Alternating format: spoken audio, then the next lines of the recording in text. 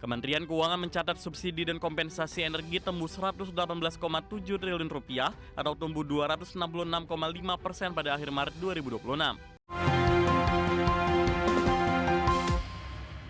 Pemirsa, Kementerian Keuangan mencatatkan subsidi dan kompensasi energi tembus Rp118,7 triliun atau tumbuh 266,5% pada akhir Maret 2026. Dari jumlah tersebut, realisasi subsidi mencapai Rp52,2 triliun.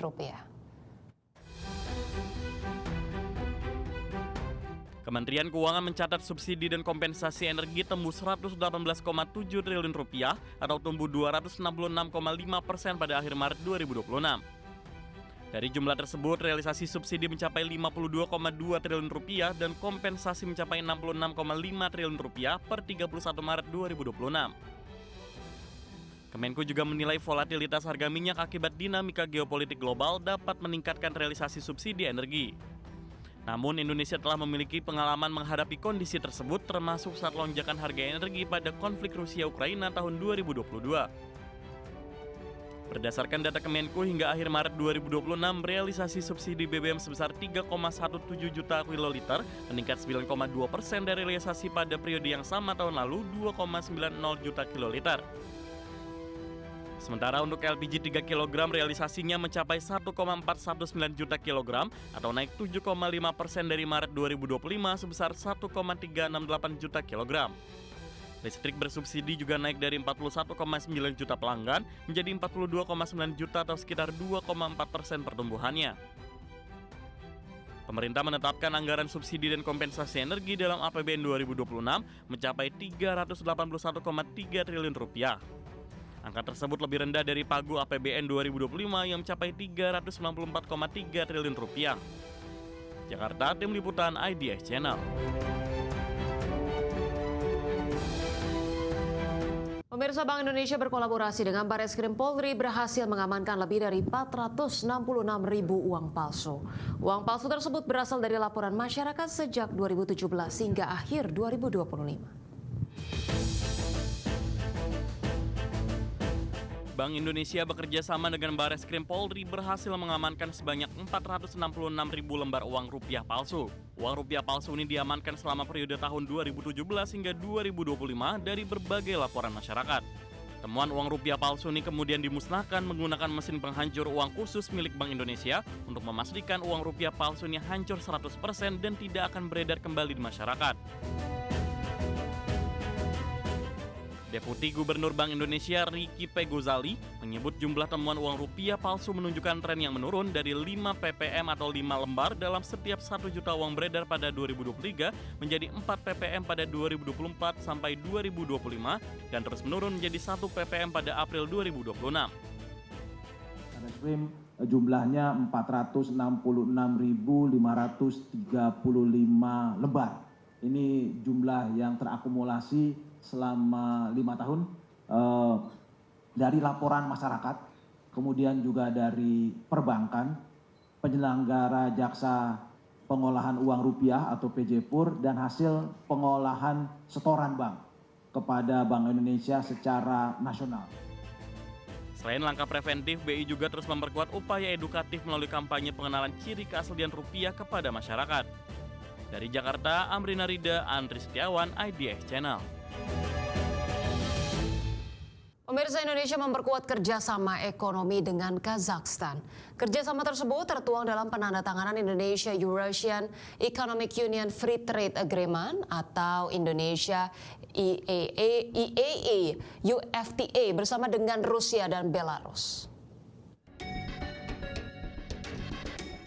Menteri Koordinator Bidang Perekonomian Erlangga Hartarto melakukan kunjungan kerja ke Kazakhstan, Rusia, dan Belarus untuk memperkuat kerjasama ekonomi Indonesia dengan negara-negara mitra strategis di kawasan Eurasia. Kunjungan ini menjadi sangat penting karena dilaksanakan setelah penandatanganan Indonesia-Eurasian Economic Union Free Trade Agreement, di mana kesepakatan dengan Kazakhstan ini membuka peluang besar untuk memperluas akses pasar produk Indonesia, meningkatkan perdagangan, memperkuat konektivitas logistik, dan mendorong investasi yang saling menguntungkan. Sementara itu di Astana, Menko Erlangga bertemu dengan Perdana Menteri Kazakhstan serta memimpin sidang komisi bersama atau SKB kedua Indonesia-Kazakhstan. Dalam forum ini akan membahas berbagai peluang kerjasama di sektor perdagangan, investasi, energi, ketahanan pangan, transformasi digital, mineral kritis, pariwisata, hingga peningkatan hubungan antar masyarakat. Dalam hubungan dengan negara mitra strategis ini, pemerintah terus mendorong diversifikasi mitra ekonomi Indonesia agar semakin banyak peluang pasar yang terbuka bagi produk unggulan nasional, sekaligus memperkuat ketahanan ekonomi nasional di tengah dinamika global. Dari Jakarta, IDX Channel. Pemirsa, Kementerian Pertahanan menyebut biaya perang Amerika Serikat dengan Iran telah mencapai 29 miliar dolar Amerika. Angka tersebut lebih tinggi dari perkiraan sebelumnya yang sebesar 25 miliar dolar Amerika. Perang Amerika Serikat terhadap Iran sejauh ini telah menghabiskan biaya sebesar 29 miliar dolar Amerika atau setara dengan 507,6 triliun rupiah menurut pejabat senior Departemen Perdagangan Amerika Serikat. Pentagon mengungkapkan biaya kebutuhan perang itu dalam sidang anggaran pertahanan 2027 yang diajukan sebesar 1,5 triliun dolar Amerika di Capitol Hill, Washington pada Selasa kemarin waktu setempat. Kebutuhan biaya perang Amerika Serikat di Iran itu lebih tinggi dari pernyataan awal Pentagon dalam sidang yang dihadiri Menteri Pertahanan Amerika Serikat Pete Hegseth pada 29 April 2026 yang menyebut dana perang melawan Iran mencapai 25 miliar dolar Amerika. Politisi Partai Demokrat dan kritikus perang lainnya menggunakan sidang tersebut untuk mengecam pemerintah atas membengkaknya biaya perang. Selain itu, kurangnya transparansi atas tujuan perang juga dikritik, sementara kesepakatan damai antara Amerika Serikat dan Iran tak kunjung tercapai sejak gencatan senjata pada 8 April 2026. Partai Demokrat selama ini turut menyoroti perang di Iran yang berlangsung tanpa otorisasi Kongres, di mana sesuai undang-undang yang berlaku, Presiden Amerika Serikat wajib mendapat izin Kongres untuk berperang setelah memulai perang selama 60 hari. Upaya untuk membatasi serangan yang diperintahkan Presiden Amerika Serikat Donald Trump di Iran sudah beberapa kali terjadi, tetapi berakhir gagal lantaran dijegal oleh pihak Partai Republik. Berbagai sumber IDX Channel.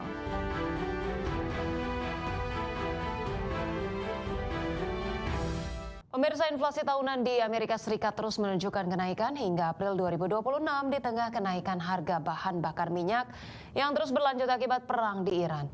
Kenaikan inflasi juga didorong lonjakan biaya bahan makanan. Data Biro Statistik Tenaga Kerja Amerika Serikat menunjukkan indeks harga konsumen pada April 2026 naik 3,8% secara tahunan, atau naik dari inflasi tahunan Maret 2026 yang sebesar 3,3%. Kenaikan ini pun menjadi yang tertinggi sejak bulan Mei 2023 dan melampaui prediksi analis yakni 3,7%.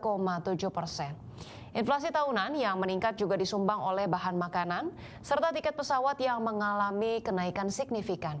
Peningkatan inflasi juga menunjukkan bahwa perang di Timur Tengah telah berdampak pada perekonomian domestik Amerika Serikat akibat lonjakan biaya energi, di mana harga bahan bakar minyak naik lebih dari 5% setelah meningkat 21% di Maret lalu.